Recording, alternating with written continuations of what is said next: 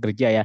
Mungkin pendekatannya beda. Kalau tadi kan dengan akademis dan seperti apa pendekatannya, saya lebih cenderung dengan pendekatan lapangan. Seperti apa sebenarnya K3 di lapangan dan apa itu industri 4.0. Baik. Dan saya lebih senang kita diskusi aja, kalau ada apa sampaikan, nanti kita akan coba bahas. Baik, ini tadi gambaran singkat saya. Jadi saya lulusan ITB dan saya sudah kerja di berbagai perusahaan ya, 5 perusahaan, dan sekarang saya jadi trainer. Saya akan sharing juga pengalaman-pengalaman ini. Nah, pertama kita harus paham nih tentang peradaban industri. Terus industri 5.0, apa sih 5.0 itu? Apa pengaruhnya terhadap K3? Dan bagaimana K3 berevolusi di sana. Terus untuk saya apa manfaatnya? Kenapa saya perlu tahu bagaimana saya harus bersikap? Nah ini harus penting ya. Jadi adik-adik sekalian, dengan materi ini lihat juga nih apa bagi saya manfaatnya nih, apa perlunya gitu. Baik. Nah, jadi kita akan bicara dua hal ini. Dan bicara ini industri 5.0. Ini ada dari mulai 1, 2, 3, dan 4 dan K3, adalah K3 ya. Apa di hubungan kedua ini? Nanti kita coba lihat sana. Baik. Pertama, saya akan menjelaskan tentang perkembangan peradaban industri ya. Jadi industri itu ada bagian dari peradaban. Jadi industri itu adalah bagian dari peradaban. Kan ada orang industri, ada yang orang bekerja, ada orang kerja, ada orang yang bisnis, lainnya. Itu adalah bagian dari peradaban. Nah, industri berkembang sesuai dengan peradaban. Sesuai dengan peradaban berkembangnya karena teknologi. Tadi diceritakan oleh presenter pertama ya, teknologi pengaruhi. Nah, kecelakaan kerja pun akan berubah sesuai perkembangan teknologi. Kecelakaan zaman dulu sama sekarang udah berbeda. Nah, jadi K3 pun harus mengikuti perkembangan teknologi, itu intinya. Baik. Nah, ini contoh sederhana ya. Dulu, tahun 2009, ini lihat ya, dari semua Bapak Ibu ya. Ini kameramen ya, pakai helikopter. Jadi zaman dulu seperti ini nih. Kalau kita ngambil kamera dari atas, untuk suatu daerah, ada kameramen, naik helikopter, terus di videoin, terus disimpan. Zaman dulu. Sekarang, hanya beda 10 tahun, udah pakai drone. Tahu drone? Cukup pakai drone aja. Drone terbang ke atas, pakai kendali, udah selesai. Ini saking ada perubahan. Dan ini apa? Jadi akhirnya nggak perlu helikopter, nggak perlu pilot, nggak perlu kameramen, segala macam. Yang perlu adalah operator drone. Nah, dari sisi ketiga kan udah lumayan berkurang kan. Dulu ada bahaya orang jatuh dari helikopter, ini nggak perlu. Tapi ada juga orang yang nganggur nih. Kameramen sekarang jadi nganggur. Digantikan oleh operator drone. Nah, ini contoh perubahan teknologi ya. Nah, ini contoh perubahan yang lain. Ini zaman dulu nih buruh pabrik kayak gini nih. Orang kerja di pabrik aja zaman dulu ya. Mungkin kakek nenek kita kayak gitu zaman dulu lah. Zaman-zaman Belanda dulu. Dulu masih ada, nih contoh di Paris dulu ya. Ada khusus orang ngidupin lampu. Karena lampunya masih kayak lampu itu ya. Kayak dinyalain. Tiap sore nyalain lampu kerjanya. Masih ada zaman dulu. Sekarang udah nggak ada kan. Nah zaman dulu ya telepon seperti ini. Telepon nih. Ada switch ya. 20 tahun yang lalu di switch masuk. Sekarang kan langsung otomatis. Dulu lu kayak gini. Kabel sana, kabel sini. Tukang parkir. Nah sekarang kita masih banyak tukang parkir ya. Tapi kalau ada pergi ke Eropa, kemana, udah nggak ada tukang parkir. Karena udah berubah. Ada teknologi baru untuk ininya.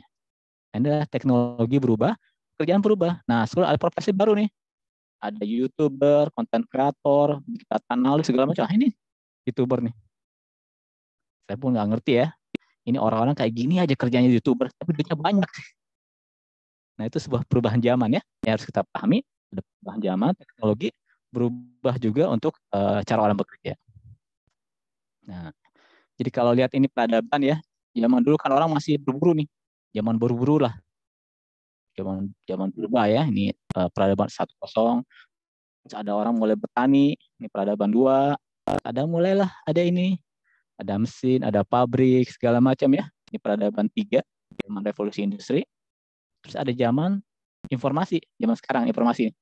Pakai data, pakai internet, segala macamnya kan. Dan nanti ada peradaban 5.0, lebih canggih lagi nih. Jadi ingat ya, ini masih dalam tahap ide, belum ini udah seperti ini nih. Ingat ya, ini adalah perkembangan peradaban, ada perkembangan teknologi. Nah, industri itu mulai dari sini nih, peradaban 3. Sekarang kita berada di peradaban 4, ingat ya.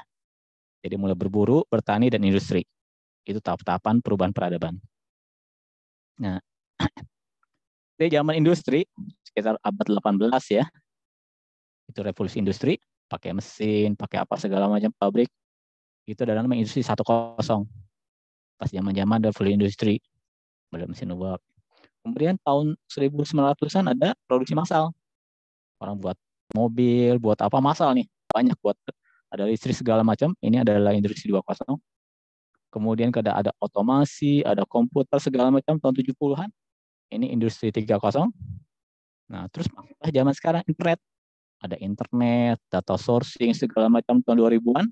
Ini adalah industri 4.0. Nah, nanti ke depan ada lagi industri 5.0. Udah pakai apalah remote segala macam. Tapi ingat ya, kita masih di sini. Jadi industri 5.0 ini masih dalam ide, belum real. Masih dalam apa ya? Bakal terjadi depan. Realnya belum ada sebenarnya, tapi kita akan menuju ke sana. Baik ya, Bapak Ibu sekalian paham ya. Seperti inilah pertahap perkembangannya. Jadi di peradaban berkembang 1-5, industri pun berkembang. Dan kita ada di sini. Oke, itu dunia. Tapi realnya di Indonesia semuanya ada. Masih orang bertani masih ada, produksi ini masih ada pabrik tahu tempe apa segala macam ya, masih ada pabrik kompor. Jadi di Indonesia tuh malah nyampur. Negara maju mungkin 2-4 semua, tapi kita masih ada 1-4 tuh ada di Indonesia saat ini. Ingat ya, kita campur semuanya ada. Kita menuju ke sana. Baik. Nah, itu pemahaman awal. Saya ulang lagi, peradaban 1-5, ada industri juga 1-5. Nah, apa aja? Nah, ini jadi peradaban 1.0, industri 1.0 ya. Zaman-zaman dulu masih orang-orang berburu apa segala macamnya, industri pertanian segala macam. Inilah jadi industri ini. Ada mesin, ada produksi massal, sampai ada 4.0. Nah, peradaban 4.0 dengan industri 4.0 saat ini ya, kita industri dengan pakai internet. Ini 4.0 kita masih menganggapnya. Dan ada peradaban 5.0. Ini bersama dengan industri 5.0. Tapi ini belum ya. Ingat ini belum. Kita masih di sini. Dan di Indonesia semua ada nih. Bukan berarti bahwa yang dulu-dulu masih ada. Kita masih ada orang yang berburu, masih ada orang yang jual-jualan pakai barter tuh di daerah Baduy ya, di daerah semuanya masih ada tuh orang hidupnya pakai barter nggak pakai duit. Jadi di Indonesia semua ada di sini. Peradaban ada, industri pun ada. Baik ya, ini dipahami peradaban terus perkembangan industri. Nah, jadi kalau industri 1.0 penemuan teknologi mesin uap dulu di Inggris, sehingga dulu kan masih pakai kuda, pakai sapi, pakai binatang, sekarang pakai mesin. Itu perubahannya. Yang kedua mulai ada komunikasi, telepon, telegraf, pembangkit listrik ya, mulai ada pembangkit listrik besar. Akhirnya buatlah mobil, buat kereta yang massal. Ini industri 2.0 pas zaman awal abad ini ya, sebelum kita kemerdekaan. Nah, terus kemudian industri 3.0-nya udah masuk ini, udah masuk telekomunikasi, internet segala macam pakai data. Nah, 4 ini zaman sekarang nih, ada big data ya, ada cloud, Internet of Things, unique user, blockchain, AI, 4G segala macam. Nah, ini contoh sana GSM ya, handphone kita ya, masih ingat ya? 20 tahun lalu kita masih pakai nama GSM. 10 tahun lalu GSM, terus ada 2G, 3G, dan sekarang 4G. Dan sekarang kan udah ada juga handphone 4G, 5G ya. Nah, itu contoh. Tapi itu walaupun namanya 5G, tapi masih di sini. Masih di industri 4.0. Nah, terus nanti ada industri 5.0 yang emang lebih dekat dengan kemanusiaan, lebih humanis sebenarnya. Industri 5.0. Baik ya, ini dipahami tahap-tahapannya dan penjelasannya.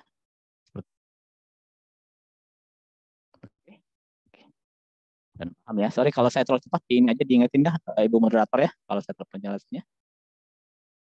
Nah, jadi ingat, perkembangan teknologi, perkembangan bisnis, menimbulkan perkembangan zaman dan peradaban.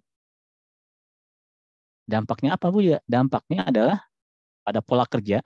Tadi kan ada cerita remote working baru sekarang. Zaman dulu tuh nggak ada, sekarang udah ada. Kalau zaman dulu ada orang kerja di rumah dan berduit, orang ngakunya apa? Wah itu mah babi ngepet atau apa ya? Orang dapat duitnya cara itu. Itu konsepnya berubah. Dan keselamatan kerjanya pun celakannya berubah. Nah ini udah berubah ya. Mulai dari industri 4.0 ke 5.0 dan peradaban ini.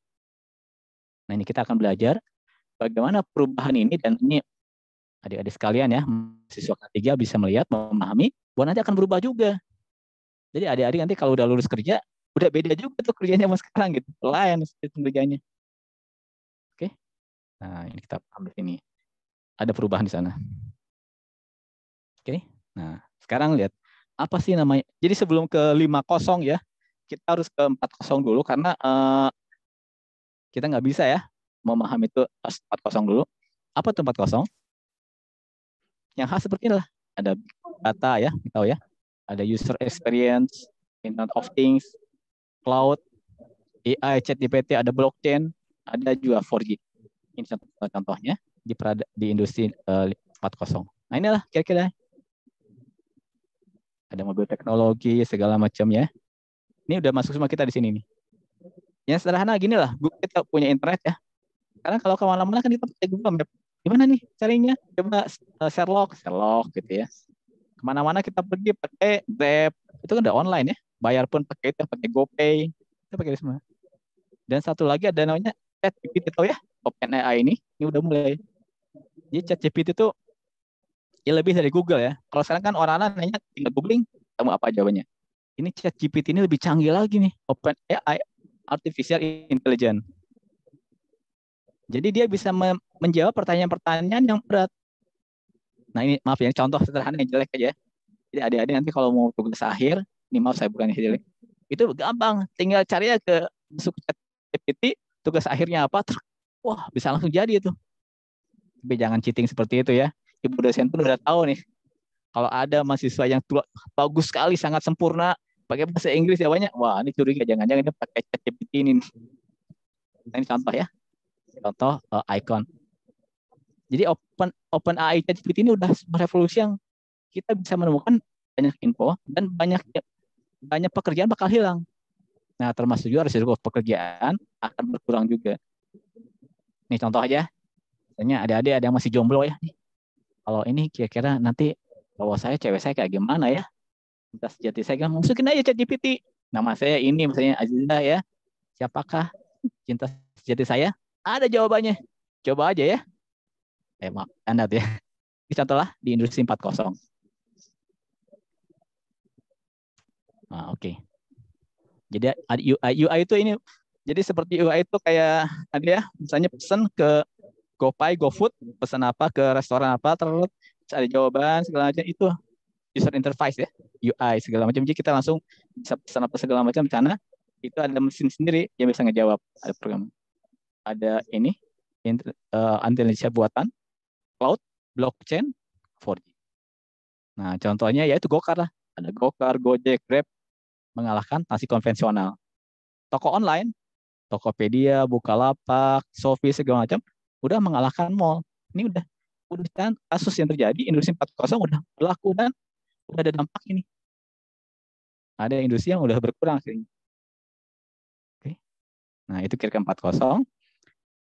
Tapi 5.0 belum ada, tapi dari 4.0 lah berkembang untuk ke 5.0 dengan kondisi lebih baik. Nah, jadi 4.0 itu fase baru industri ya, berfokus pada interkoneksi, otomasi, machine learning, dan real time data. Dibantu dengan teknologi informasi, aplikasi segala macam ya. Jadi sebenarnya industri 4.0 akan mengurangi kecelakaan kerja. Kita kan bisa dari jauh, remote, apa segala macam. Intinya seperti itu kok. Nggak perlu kerja, perlu apa gitu ya. Oke. Ngirim barang pakai GoSend, apa segala macamnya. Nah ini contohnya lah. Ini contoh pada industri 4.0 ya. Ini masih 4.0 nih. Jadi udah ada nih kayak taksi, tapi nggak ada supirnya. Ini aja, kita pergi sini nggak ada supirnya. Atau nih drone ya. Orang ngirim barang pakai drone besar. Jadi nanti nggak perlu lagi. Jadi GoSend kan pakai motor ya. Nanti pakai gini ada nih. Kalau Gojek, GoSend masih macet, pakai aja gini. Pakai pakai drone. Kirim barangnya. Nah ini nih, di gudang pun udah seperti ini. Ini kayak anjing kayak gambarnya. Jalan gini, bawa barang. Pakai robot ini. Robot jalan. Ini udah ada nih. Ini kan udah mengurangi juga ya perubahan. Nah ini juga sama nih, udah banyak pabrik-pabrik pakai seperti ini, robot. Namanya Cobot ya, kolaboratif robot. Udah banyak seperti ini. Nah ini nih, adik-adik sekalian harus paham juga ya. Dengan adanya ini nanti bakal banyak kerjanya berkurang. Selama ini orang kerja apa, udah nggak dipakai lagi dengan ada robot ini. Nah, jadi dari mahasiswa coba pikir nanti kalau udah saya mau kerja, sudah masa depan. Karena pekerjaan nanti udah berubah dengan yang sekarang. Kita lihat industri berkembang, carilah pekerjaan yang sesuai ini. Jadi nanti pekerjaan pabrik pun akan berkurang. Orang akan banyak pakai robot. Nah, ini langkah-langkah Departemen Industri Indonesia udah mulai juga Departemen Industri RI ya. Nah, angkatan kerjanya mulai ajarkan pakai teknologi internet, Internet of Things ya, dipahami. Seperti ini sekarang lah. Ada acara ini ya, dengan adik-adik mahasiswa dijelaskan masalah industri 5.0, 4.0, IT itu untuk salah satu juga bahwa mahasiswa di Indonesia udah bisa mempersiapkan diri menuju ke sana. Terus juga pakai ini aplikasi udah mulai nih, orang jualan barang kan pakai Tokopedia, pakai Lazada, pakai Shopee, udah mulai tuh orang juga jualan. Perbaikan segala macamnya juga ini security udah mulai ada, pakai CCTV, startup juga ada segala macamnya. Nah ini dari pemerintah kita udah ada program juga. Nah, ini kira-kira gambarannya. Mungkin nggak akan saya jelaskan detail ya. Jadi pabrik nanti pun di zaman industri ini masih industri 4 ya. Pabrik pun udah seperti ini. Data-datanya online ya dikirimin ke cloud. Dari sini ke sini masuk ke sini pengiriman barang. Terus nanti robotnya apa nih kalau udah selesai kasarnya Toyota udah mulai udah selesai produksi satu barang nanti info ke gudang kirim barang segala macam terus kirim datanya seperti ini. Ini kalau di industri namanya ada PPIC, planning control. Nanti udah pakai alat-alat kayak gini. Sampai juga nanti kan ada aplikasinya apa segala macam. Tadi kan kalau misalnya pabrik kan tetap orang kerja ke pabrik. Tapi nanti akan lebih banyak seperti ini, pakai alat-alat canggih untuk kelola pabrik. Baik, ini contoh sederhana ya, penerapan teknologi yang baru. Ini bedanya apa 4.0 sama 5.0. Jadi 5.0 itu udah lebih canggih istilahnya, lebih manusiawi. Jadi udah ada info apa pengiriman barang gitu ya. Ada AI untuk ini juga, ada otomasi, udah jelas. 4.0. Contoh sederhana aja ya, 4.0 yang adik Bapak Ibu sekalian adik belum pahami. Coba misalnya kan suka mesen ini ya, mesen GoFood ataupun mesen GoSend, Gojek segala macam. Oh enggak, itu udah ada data kita semua, ada atas sama mereka di sana. Bisa tahu nih, oh dia suka nge-GoFood bakso ini apa segala macam. Nanti datanya masuk ke sana tahu, oh ternyata si A ini hobinya makan bakso di sana tuh. Nanti itu data dijual terus diaplikasikan, ada aplikasinya. Nanti yang tukang jualan bakso tahu, oh, ya ternyata nih mereka senang gacor misalnya mie gacoan apa segala macam ya. Itu datanya diolah untuk sampai ke sini. Wah, berarti kita harus banyak buat pabrik mie nih. Nah, itu kira-kira gambar kasarnya. Saya tidak bisa menyampaikan secara detail, tapi perubahan sini akan lebih canggih dan akan lebih manusiawi. Karena pakai AI ya, artificial intelligence. Jadi intelijen buatan ada namanya big data. Big data itu jadi contoh sederhananya. Ya di sekalian Bapak Ibu kan tiap hari pakai ini nih, pakai GoPay, pakai GoSend, pakai Gojek, pakai Shopee apa segala macam, atau juga buat WA apa ya. Tahu nggak? Itu semua data-datanya dikumpulin itu. Tanpa kita sadar data dikumpulin itu. Suka pergi kemana Gojeknya, terus suka pesan apa, dikumpulkan datanya itu semua namanya big data. Nah, big datanya kan diolah ada pakai programnya, nanti dijual lah ke perusahaan-perusahaan ini. Misalnya tahu kan, oh ternyata nih orang mulai banyak beli misu atau apa ya, beli bakso ini, beli apa-apa. Nanti sama diolah, sehingga wah berarti kita harus punya kue cabang lagi nih. Kue cabang ini ternyata pembelinya di daerah sana nih. Ini misalnya mahasiswanya UPN di daerah ini ya, ternyata mereka senangnya jajan apa gitu. Itu ketahuan. Nah itu di big data namanya. Oke. Nah ini contoh juga, ini contoh parodi seperti ini. Kalau udah banyak robot, nanti bisa jadi manusia pun di tersaingi oleh robot-robot ini. Ya, mudah-mudahan enggak ya. Tapi hati-hati lah. Suatu ke depan akan seperti ini. Dan kalau kita nggak berkembang, kita akan ketinggalan zaman. Kita kan pengangguran jadinya. Kalahkan oleh robot. Nah, sekarang apa 5.0? Jadi gini, kalau 4.0 itu kan hubungan antar manusia, mesin, proses. Jadi ingat ya, industri itu kan ada mesin, proses, 5M. Man, mesin, material, method, and money.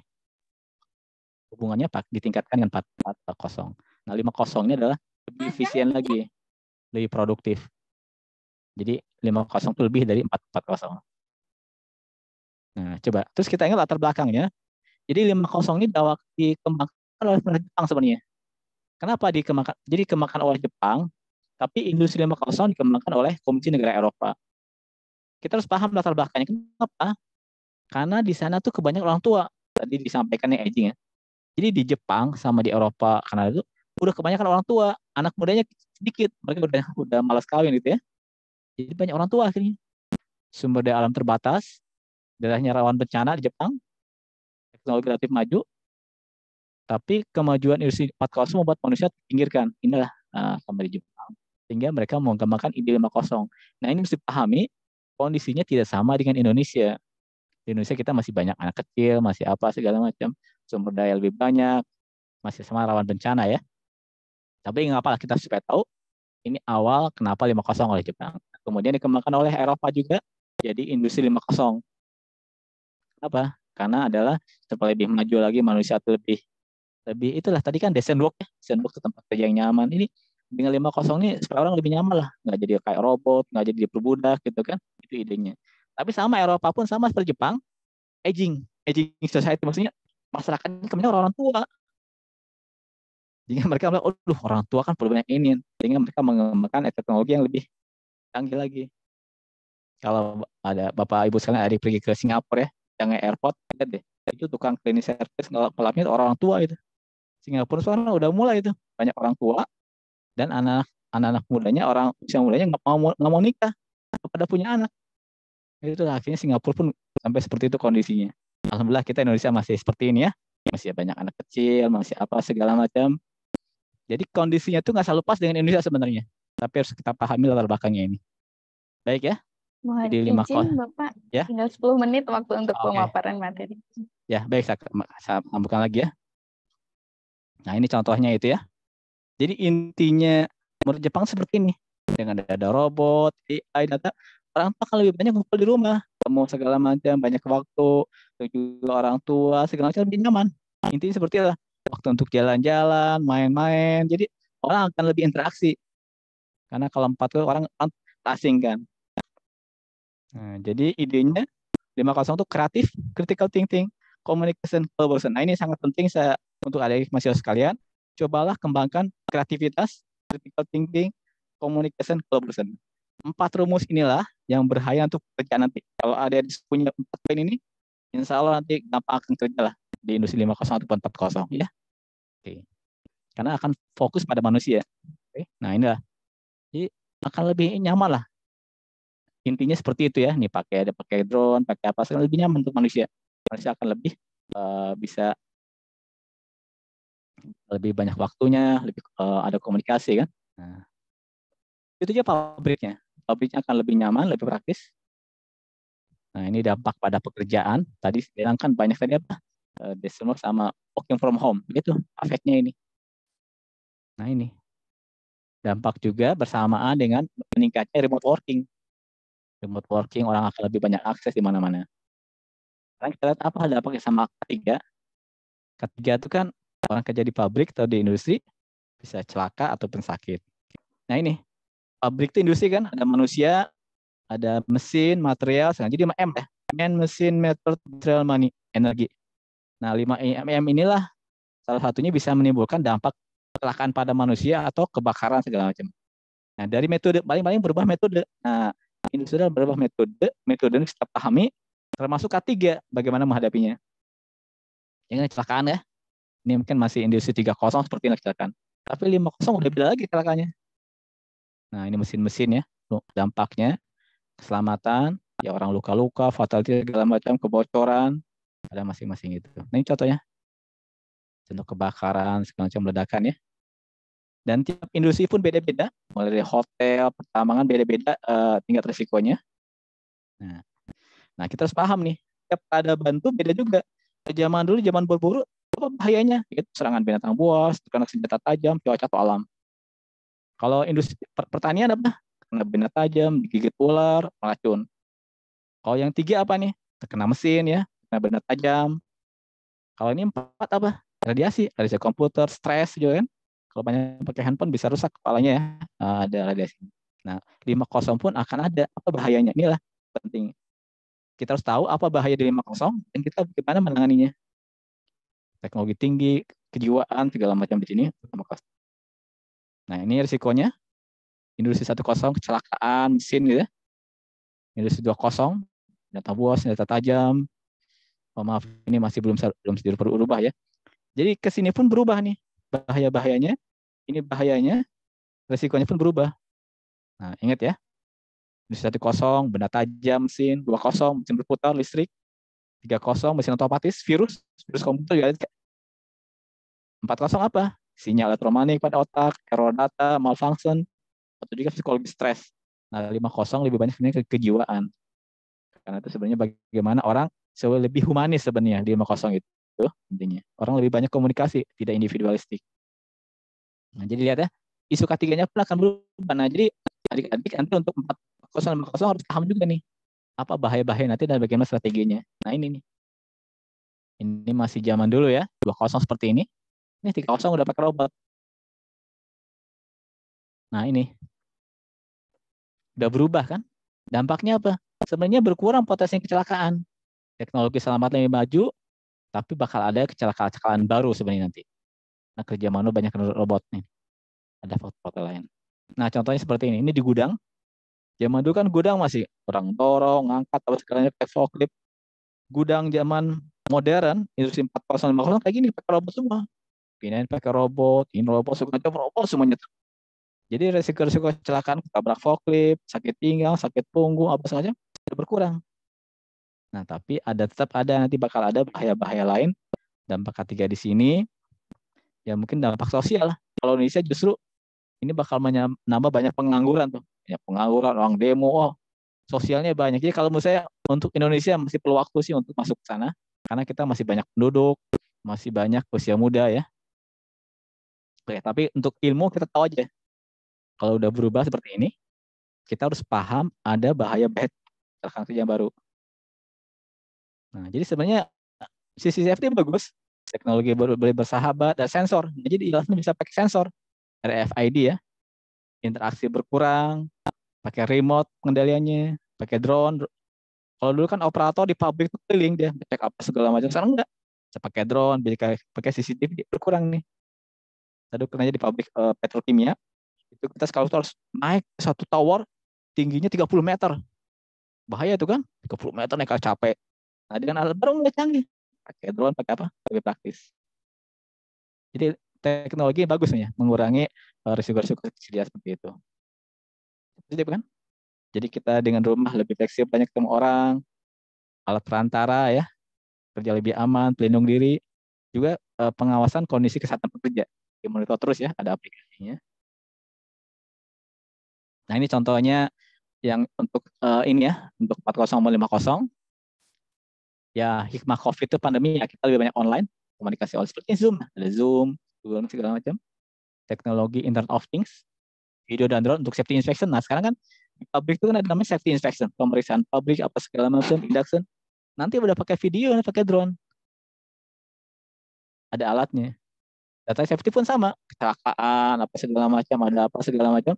Bukan catat lagi manual, ada aplikasinya. Aplikasi ya di foto, masukin aplikasi, selesai. CCTV, pakai cloud computing. Ini pun mengurangi nih, nggak perlu lagi nyimpen kertas banyak di cloud semua. Mesin robot, ada RFID, tahu ya RFID itu? Contoh sederhana aja lah, ini di tol ya. Jalan tol itu kan dulu kita harus bayar manual. Terus sekarang kan ada pakai itu kartu ya, kartu. Nanti udah lebih canggih lagi, sekarang mau dicoba itu di mobil itu nempel kaca mobil lewat udah langsung isi. Pakai drone, dan terakhir adalah ChatGPT. Oke, ini contoh-contoh teknologinya. Udah banyak bisa digunakan untuk ketiga, dan kita harus belajar untuk ini. Insya Allah, jadi kita akan kerja lebih aman. Oke, saya kira itu saja dari saya, Mbak Aziza, materinya. Ya, terima kasih Pak Hendra Misa, luar biasa ya. Tadi mungkin satu hal yang menarik tadi ya Pak, kalau saya menyimak, sebenarnya kita sudah masuk ke kita sudah di fase 4.0, tetapi kita masih belum meninggalkan cara-cara kerja di 1.0, Ya, betul. 2.0 sampai Ya, betul. 3.0 gitu ya Pak. Jadi jadinya semakin berkembang ini semakin kompleks gitu ya. Kalau Ya, untuk ya. penerapan K3 sendiri ya Pak, di 1.0 di cara-cara kerja yang manual itu kita masih ada nih bahaya risikonya. Di 2.0 yang tadi mass production itu pun kita masih punya ya Pak beberapa manufaktur yang memang cara kerjanya masih belum cukup menerapkan teknologi yang maju sehingga risiko yang dihadapi pun masih tinggi gitu ya Pak ya. Ya, betul. Sementara kita sudah menyambut 5.0. Iya, iya. Jadi itu kompleks ya Pak Ya, akhirnya betul. aktivitas industri kita. Ya, terima kasih Bapak. Nah, untuk sesi selanjutnya kita mungkin lebih banyak diskusi ya Pak, karena ini sebenarnya Ya, sudah baik. ada banyak pertanyaan dari para Iya. peserta. Mungkin izin saya bacakan salah satu pertanyaan dari peserta, Bapak. Iya. Ya, yang pertama ini terkait dengan ya perkembangan yang tadi ya, peradaban 5.0. Jadi sejauh mana kesiapan tenaga kerja di Indonesia nih Pak yang ditanyakan? Karena di Indonesia tadi kompleks ya Pak, ada yang masih di 1.0 tapi sudah ada yang menyambut nih di 5.0. Karena kalau melihat fenomena saat era 4.0 saja, tenaga kerja kita belum siap sepenuhnya beradaptasi dengan peradaban 4.0, Iya. dan saat ini dituntut untuk menyesuaikan dengan peradaban society 5.0, salah satunya seperti yang telah dilakukan Kemnaker yang secara perlahan mengembangkan penerapan K3 melalui digitalisasi. Bila kita tidak mampu mengelola data yang diperoleh di lapangan secara terintegrasi, bagaimana menurut pendapat Bapak, serta bagaimana cara meminimalisasi risiko dan ketidaksiapan tersebut? Nah, ini terkait dengan kesiapan sepertinya Pak dalam menyambut 5.0 ya, karena ini menurut dari penanya ya, kita kemarin menyambut 4.0 saja sepertinya masih belum seperti yang diharapkan gitu ya Pak, masih banyak kekurangan. Sementara ini perkembangan itu cepat gitu ya Pak. Bagaimana ini mensiasati supaya bisa lebih terintegrasi kembali.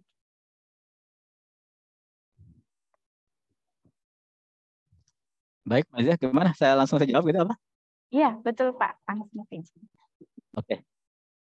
Atau mungkin sambil saya ini ya, saya yang tadi itu ya, sorry. Boleh. Iya Pak. Saya kelihatan tadi tahu juga ini. Sambil di-share aja. Tadi kan karena jadi tadi yang ada skemanya ya Pak ya. Pertanyaan masalah tadi yang sebentar ya, interaksi yang strategi dalam menyambut ya 5.0. Bentar ya. Di industrinya atau peradabannya ya? Iya, di peradaban. Iya, seperti inilah kira-kira ya. Contoh sederhana ya. Ya. Sekarang yang udah mulai menerapkan itu adalah Toyota, ya, pabrik Toyota yang di Kerawang. Toyota tuh kan udah pakai sistem itu, dan itu vendor-vendornya kan. Jadi ada buat ban, buat apa segala macamnya. Sampai ada subkon juga. Nah, biasanya industri kecil menengah kita suka ada juga tuh udah mulai ikut yang produk Toyota ya. Misalnya dia buat plat apa segala macam gitu ya. Nah, dia harus mengikuti. Toyota tuh di sistemnya udah ketat tuh, pabrik Toyota di Kerawang. Pengiriman barang ini apa segala macam, terus jadwalnya ketat banget gitu ya.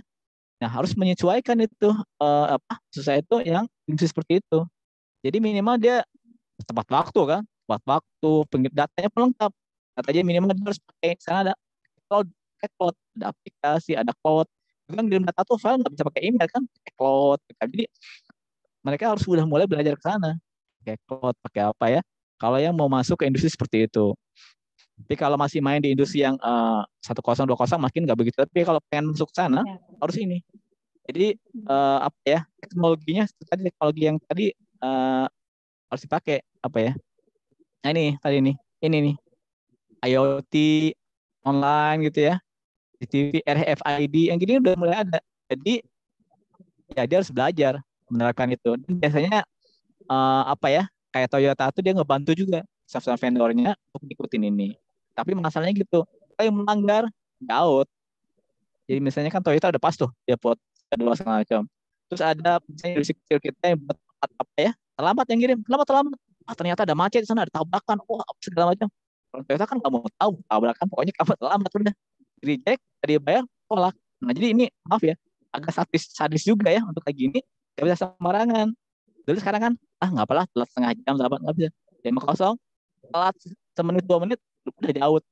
Nah, jadi harus konsisten dan disiplin juga. Itu menurut saya. Ya, terima kasih, menarik tadi ya Pak. Tapi mungkin sedikit tambahan pertanyaan masih terkait topik tadi ya Pak. Kalau untuk menyambut 5.0 ini, kalau dari kan ini pesertanya kebetulan dari panitia juga banyak dari mahasiswa ya Pak ya. Iya. Sebenarnya keterampilan yang harus dimiliki apa ya Pak? Kalau mereka nanti, kalau teman-teman nanti mau masuk ke dunia kerja gitu, di mana kalau di industri sekarang kan luar biasa ya Pak perkembangan teknologinya gitu ya. Bahkan mungkin kalau kami di akademisi saja melihat perkembangan teknologi di industri itu, wah sepertinya sangat sangat apa ya, sulit gitu ya mengimbangi gitu ya Pak dengan kebutuhan di industri dari sisi akademisi. Sebenarnya kalau untuk lulusan nanti ya Pak, ini kan teman-teman ini kan calon lulusan. Keterampilan apa ya Pak yang perlu terutama untuk dimiliki lulusan sehingga nanti siap gitu berada di industri yang sudah mulai mempersiapkan untuk peradaban 5.0 ini Pak. Ini saya tadi gambarkan kayak tadi ya. Jadi sebelum kelima kita ke 4 dulu deh ya. 4 dulu. Jadi kita ya 4 dulu kita ini dulu lah. Yang 4 dulu kita kuasai ya. Tahu kan RFID kan? Ya. Kayak itu ya. Itu sebenarnya kan kayak kita punya kartu-kartu itu kan RFID ya. Yang Ya, kartu parkir sekarang itu. Kita paham ini. Data juga ya. Data cloud, tahu kan data cloud ya, computing. Nah, ini kita paham juga minimal ini ada virusnya. Jadi minimal ini semua tahu lah. IoT ini big data gitu ya. Juga pakai ini. Jadi kita kalau ya saran saya mungkin di UPN belajar juga dikit-dikit lah masalah ChatGPT, masalah apa gini-gini ya untuk yang berhubungan atau big data berhubungan industri. Nah ini jadi nanti kalau udah lulus kan bisa lebih cepat. Saya kira mungkin harusnya anak-anak sekarang lebih cepat ya karena kan mereka udah terbiasa sejak kecil ya. ya. Kan pakai GoFood, pakai GoSend, pakai Truk. Tapi itu mereka sebagai sisi konsumen. Nah sekarang kita harus apa bahasanya tuh ngulik kreatif. Belajarnya ini nih RFID ini segala macam juga tadi aplikasinya aplikasi blockchain segala macam ini belajar gini ini hubungannya dengan produksi. Nanti kalau berhubungan dengan K3 apa kayak tadi saya ceritakan nanti kan K3 juga ada apa ya kayak gambar tadi ya. Nah ini nih pakai drone pakai apa ya teknologi seperti ini harus dipelajarin. Mana ya tadi ya ini nih inilah kayak seperti ini. Nah terus ya tadi satu hal yang harus dipahami juga, kalau kita masuk ke teknologi baru ini ya, sebentar saya bilang ya. Satu hal yang harus dipahami, kita apa karakternya berubah juga gitu. Maaf ya, kalau kita kan ini kalau petani ya, kan biasa layahan ya, nyantai-nyantai apa itu petani seperti itu kan, waktunya panjang kan, nyantai-nyantai relax. Kalau udah ke sini nggak bisa nyantai-nyantai. Ini mungkin zaman 02, 20 telat setengah jam, 1 jam datang janjian, nggak apa-apa lah. Sini 40 ini telat 5 menit udah di out. Ada di beberapa tempat itu saya lama kerja dulu orang sampai dipecat tuh. Kenapa pesan Jepang ya? Dia telat 10 menit udah dipecat. Sampai seperti itu. Nah, ini satu hal ada selain belajar teknologi, karakternya berubah juga dong. Pakai karakter yang baru juga ya, lebih tepat waktu, lebih apa, janji pasti segala macam. Jangan masuk ke sini tapi karakternya masih karakter pertanian. Ya, nyantai-nyantai lah, leyeh-leyehan, mager. Nggak bisa itu. Jadi Itu soft mungkin tambah skill-nya saya. juga ya Pak ya, Ya, harus soft skill. teman-teman ya juga bukan Ya, tapi hard skill-nya juga harus menyesuaikan ya Pak. ya Tapi benar hasilnya sih ada. Pak tadi, kalau generasi muda sekarang kan terpapar informasi lebih banyak ya Pak mereka. Ya, Jadi harusnya lebih bisa mengadaptasi lagi ya. Apa sih yang dibutuhkan nantinya itu informasinya itu sebenarnya mereka bisa akses dengan mudah. iya itu. Tapi mentalnya harus Mentalnya juga ya disesuaikan. Pak ya. Sekarang mentalnya berubah. Iya. Lagi maaf ya, sekarang kan Iya. maaf ya, mager-mager di rumah nonton drama Korea, main game, habis waktu itu, wah maaf ya, untuk orang Iya. seperti itu susah dia masuk ke industri 40 50 yang lebih ketat. Iya, betul Pak. Oke, Nah itu ini saja.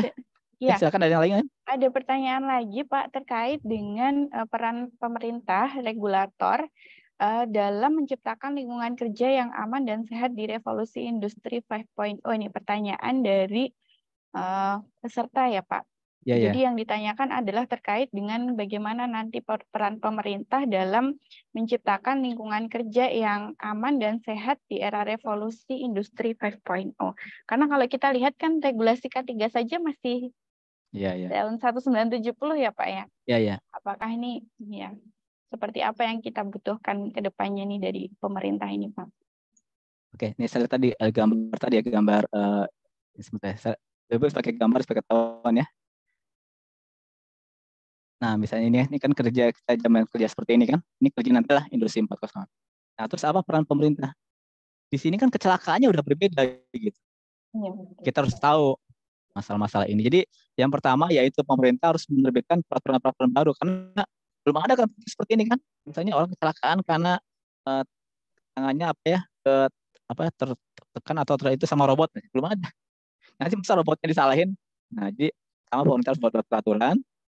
Yang kedua sosialisasi tentang teknologi ini. Ini harus paham. Itu jadi mulai dari sekolah ya, peraturan yang mungkin peraturan saya belum ini ya. Dan kalau untuk tadi bagus juga ya pertanyaan kalau remote worker gimana P3K sama juga ini. Kalau gini ya, nanti kalau ini lu kerja mana nih? Nah itu ya. nanti P3K-nya pun lebih canggih lagi, maju lagi itu. Jadi berkembang lagi dan saya percayalah anak-anak muda sekarang generasi Z atau ya Z ya. Iya Z Pak, betul. Nah generasi Z lebih canggih lah, mereka udah terpapar dari awal segala macam. Gunakan itulah. Malah sampai sekarang ada yang saya di Bandung ya, dia suka main game. Nah, game itu dikembangkan untuk buat simulasi, buat apa, untuk penanganan segala macam, bisa jadi duit. Dan dari game aplikasi, dia untuk melatih lah masalah K3 segala macam. Jadi training K3-nya pendekatannya pakai game. Oh, segala macam gitu. Nah, itu kan kreatif ya. Nah, hal seperti itulah dikembangkan. Itu dari sisi kita. Kalau sisi pemerintah, misalnya peraturan, dan ini pun bagus ya, pemerintah ada kayak gini nih, acara ini, seminar, menyiapkan mahasiswa, itu bagus udah ke sana. Dan kita harus siap aja. Dan kalau saya sih lebih banyak mungkin dengan swasta, dan saran saya kayak UPN ini mungkin bagusnya kerjasama dengan perusahaan-perusahaan yang udah mulai maju ya, kayak Toyota misalnya di Jakarta ya, Toyota atau Samsung, pabrik-pabrik yang di Kerawang itu. Kali waktu diskusi lah, undang mereka menjelaskan tentang ini, gimana mereka mengelola pabrik dengan industri 4.0. Jadi anak mahasiswa dapat wawasan. Itu saya dari saya, Mbak. Sorry ya, nggak bisa lebih. Ya. Ya, terima kasih Pak. Tadi sebenarnya ini permasalahan ya Pak yang kita hadapi juga di akademisi, sebenarnya bagaimana menselaraskan antara lulusannya dengan kebutuhan industri ya Pak, yang masih PR sekali ya. Bagaimana supaya lulusan dari universitas itu siap kerja gitu. Karena sekarang tuh banyak ini ya Pak, banyak perhatian yang ditujukan kepada lulusan universitas tuh katanya banyak yang belum siap kerja gitu, dinilai oleh praktisi Pak. Betul ya Pak, seperti kalau dari betul, praktisi melihat. Ya, sehingga teman-teman ini juga akhirnya setelah lulus tuh masih dituntut untuk mengikuti banyak pelatihan. Padahal sebenarnya yang diinginkan adalah lulusan dari universitas itu bisa langsung dipakai di bekerja gitu ya Pak ya. Jadi idealnya sebenarnya kalau saya lihat ya, harus ada magang sih. Sekarang kan magang mainnya minimal dia magang lah, 3 bulan 5 bulan. Kalau idealnya berapa lama ya Pak magang itu ya Pak? Ya 6 bulan lah. 6 bulan 6 bulan dia di mana, jadi dia udah dapat wawasan ini ya. Karena masalahnya bukan cara tapi apa ya? Karakter tuh habit, kebiasaan sama budaya. Budaya kali soft skill. Nah, jadi perguruan tinggi suka lupa meningkatkan soft skill-nya. Soft skill untuk mereka masuk di dunia kerja. Karena kan kalau kerja itu kan harus kreatif. Kalau sekarang anak sekarang kan disuruh baru ada yang ngerjain. Kalau nggak disuruh ya dia diam aja mager gitu kan. Nah, kurang itu yang inisiatif ya Pak. Iya. Nah, soft skill itulah yang bisa ditingkatkan. Dan salah satu caranya ini mendekatkan dengan industri. Jadi UPN kerjasama lah dengan industri-industri ke sana, undang mereka datang apa gitu ya, sedikit magang. Dan salah satu cara yang bagus untuk belajar masalah soft skill adalah perusahaan Jepang. Perusahaan Jepang tuh bagus, mereka bersih, rapi, dan melatih mentalnya bagus itu. Segala macamnya gitu ya. Kalau orang kerja di pabrik Toyota di Karawang itu 6 bulan setahun tuh itu dulu mereka rapiin apa segala terus baru bisa kerja dengan benar. Itu mungkin dari saya. Maaf Bu ya, jadi agak terlalu panjang aja. Ya, insight baru ini juga buat teman-teman ya Pak ya. Jadi sebenarnya mereka harus banyak beraktivitas di luar kampus ya kalau mau mengikuti perkembangan peradaban 5.0 ini. Jadi jangan hanya banyak berkutat di kampus gitu ya. Jadi harus harus keluar izin. Terima kasih Bapak. Kemudian pertanyaan berikutnya mungkin izinkan saya membacakan, masih ada beberapa pertanyaan dari peserta, Pak. Ya. Nah, ini terkait dengan ini sepertinya tadi yang dibahas, Pak. Jadi kalau tidak saya tidak salah lihat tadi ada risiko K3 hacking ya, Pak. Hacking, data manipulation di peradaban 5.0 ya, Pak. Ya, ya.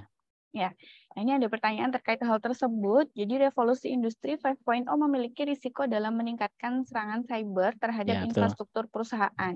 Apakah hal ini berpengaruh terhadap implementasi K3 ya Pak ya? Jadi kalau hacker ini berarti kan lebih ke security ya Pak sebenarnya ya? Dari eksternal ya bahayanya. Tapi apakah itu nanti jadi ranah K3 juga ya Pak ke depan? Iya, jadi misalnya ada satu mesin yang dikelola dengan secara tadi pakai cloud ya, pakai robot semacam. Ada orang iseng menghack sistem, nanti bisa lah, misalnya mesinnya jalannya gini robot, tiba-tiba berubah gitu kan, karena dihack sama dia dimasukkan virus. Contoh yang ya mungkin dekat kemarin masih ingat, ini kemana ada satu bank yang kita nggak bisa ngambil ATM duitnya, kenapa? Karena ada ngehack itu sistemnya itu. Itu contohnya. Nah kalau kecelakaan kerja paling itu, jadi tempat yang mesinnya otomatis atau segala macam ada ngehack, habis itu. Atau contoh sederhana kayak sekarang mungkin PLN atau apa ya, kan pakai sistemnya pengaturan listrik kayak gitu. Ada yang nah itu segala macam, listrik mati udah habis. Nah ini masih ingat ya, kan kita sekarang tergantung pada data center pada ini.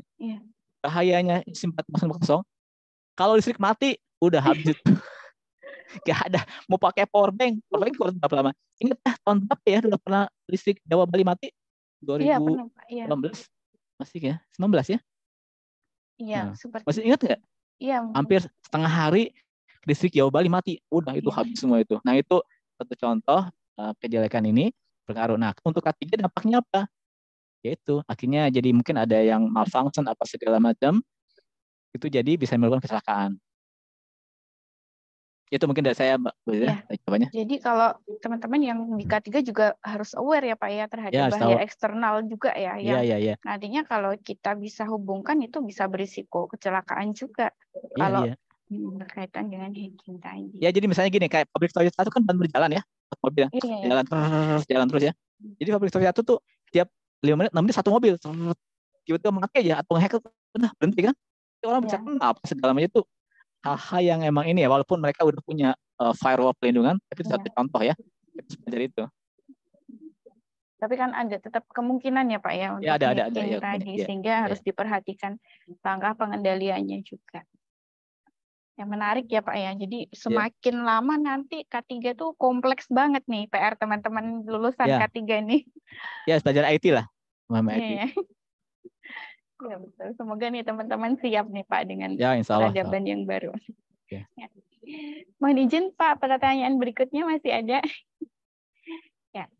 Jadi di industri 4.0 menggunakan robot yang memungkinkan menghilangkan pekerjaan manusia. Nah ini yang sepertinya membuat khawatir juga nih Pak teman-teman yang kita yang nanti setelah lulus kan nih mau mencari pekerjaan ya Pak. Iya. Nah, di industri 5.0 dikatakan bahwa teknologi ini sebaiknya dapat memanfaatkan tenaga manusia. Bagaimana cara mewujudkan hal tersebut dan bagaimana apabila 5.0 tidak sesuai dan hanya memanfaatkan apabila tidak sesuai gitu ya Pak dengan jadi ini yang dikhawatirkan teman-teman ini sepertinya kesempatan kerja ya Pak yang akan banyak berkurang. Ya betul. Nanti ya Pak ya. Ya. Jadi ini teman-teman nih bertanya solusinya bagaimana ya? Kira-kira ke depannya nih bagaimana kesempatan untuk teman-teman nih, apakah memang akan benar berkurang atau bagaimana ini Pak? Yang pertama ya. Ingat rezeki itu ada lah, itu dari Allah ya, pasti ada ya. Jadi kalau berubah ini, contoh tadi saya lihat di gambar tadi ya, ini nih gambar ini nih. Dulu kan ada ini tukang lampu udah nggak ada. Sekarang jadi YouTuber nih, tukang parkir. Maksudnya harus berubah. Nah, contoh sederhana yang menarik begini, di Jakarta kan sekarang udah mulai ya, ada parkir yang pakai itu, atau ada juga pom bensin yang udah nggak pakai operator. Di luar negeri seperti itu. Tapi di sini nggak bisa, kenapa? Di sini masih banyak pengangguran, masih dibutuhkan orang gitu kan? Oke. Jadi intinya, kalau menurut saya ya dunia berubah ya. Kan kita ini zaman dulu udah nggak ada nih, visit komputer ini ataupun kerja-kerja yang apa ya, Kayak tadi kan yang pilot helikopter, drone, ya belajar ini, dua YouTuber. Kan zaman dulu nggak nyangka kan orang kerja gini dapat duit nih, masukin di YouTube dapat duit gitu. Ya kita harus belajar, inilah dunianya. Nah, jadi kalau menurut saya tadi pertanyaannya, kita ya harus ke sana, inilah dunia berubah. Dan tadi ya saya lanjut lagi, tadi yang penting itu mungkin kalau untuk anak-anak muda sekarang tuh apa yang sangat ini nih, sorry ya, ini nih, yang penting ya, ini yang sangat penting dikuasai, kreativitas, kreatif orangnya, critical thinking, punya pikiran kreatif, kritis, komunikasi, tetap masih perlu komunikasi sama kolaborasi, kerjasama. Kayak YouTuber kan kreatif kan? Iya. Aja ide dapat duitnya itu. Kita harus kreatif, critical thinking, komunikasi tetap ada. Nggak boleh orang sendiri, tetap harus komunikasi dan kolaborasi, kerjasama. Nah ini adalah soft skill yang harus sangat dibutuhkan untuk nanti. Jadi kalau ada adik lulus kerja, kalau punya ini semua, insya Allah kok. Kalau kerja ini ada kerja lain bisa jalan semua kok. Karena kita yakin rezeki dari Allah pasti udah ada rezekinya ya. Tapi maksudnya dengan ada perkembangan ini, ya jangan, jadi sekarang jangan mimpi kayak misalnya, saya mau jadi tukang parkir, tukang parkir nanti udah nggak laku lagi gitu. Jadi carilah udah otomatis ya Pak. Iya, nah jadi kamu cerdas nih kira-kira ke depan apa ini bakal banyakkan yang ini. Jadi itu soft skill ya, bukan hard skill. Jadi untuk ibu dosen, bagusnya mahasiswa diberi soft skill juga, jadi bisa lebih ini deh ke depan. Itu mungkin jawaban saya. Iya, betul. Memang harapannya seperti itu ya Pak. Mahasiswa tuh kalau di universitas itu bukan hanya belajar hard skill, tapi mereka mengembangkan soft skill juga. Ya, ini salah satunya dengan seminar kita hari ini sih Pak. Jadi kebetulan diorganize oleh mahasiswa, jadi yang hubungi eksternal. Jadi harapannya itu mereka juga punya kemampuan sebagai event organizer, karena saya rasa itu di dunia kerja sangat penting ya Pak ya, kemampuan ini. Sebentar saya tambahkan ya. Ini pengalaman saya dulu juga. Jadi gini, emang biasanya kalau mahasiswa baru lulus masih agak bingung ya awal-awal. Justru saya banyak belajar di tempat kerja. Saya dulu kerja di perusahaan Jepang. Belajar tuh, kerja di perusahaan Prancis, perusahaan Amerika. Di sana lah ternyata habit soft skillnya saya malah belajar gitu. Agak sebenarnya terlambat. Nah, kalau bisa sekarang UPN pun narik ke sini undang-undang mereka. Jadi soft skill anak-anak pas tingkat akhir udah kasih akan lebih bagus. Creativity, critical thinking segala macam. Nanti akan lebih cepat pas masuk di dunia kerja.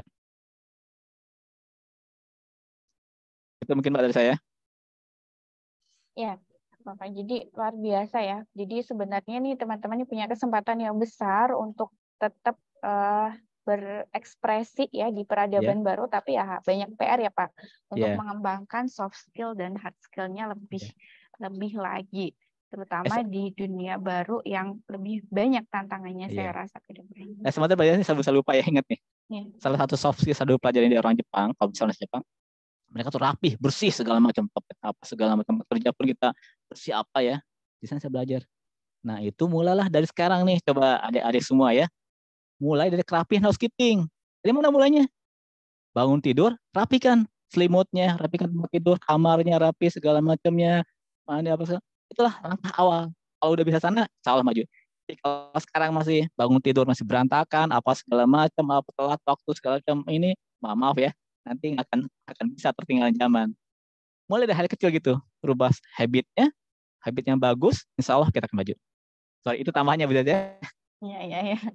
Ya Pak, saya juga setuju sih Pak. Sebenarnya hal-hal kecil ya Pak, hal-hal kecil tuh sebenarnya bisa sangat berarti ya kalau teman-teman bisa tadi terutama disiplin ya Pak ya, disiplin terkait dengan di rumah ataupun ketika bekerja ataupun di kampus ataupun nanti ketika bekerja, itu hal yang penting. Ya, mohon izin Pak, ini masih ada beberapa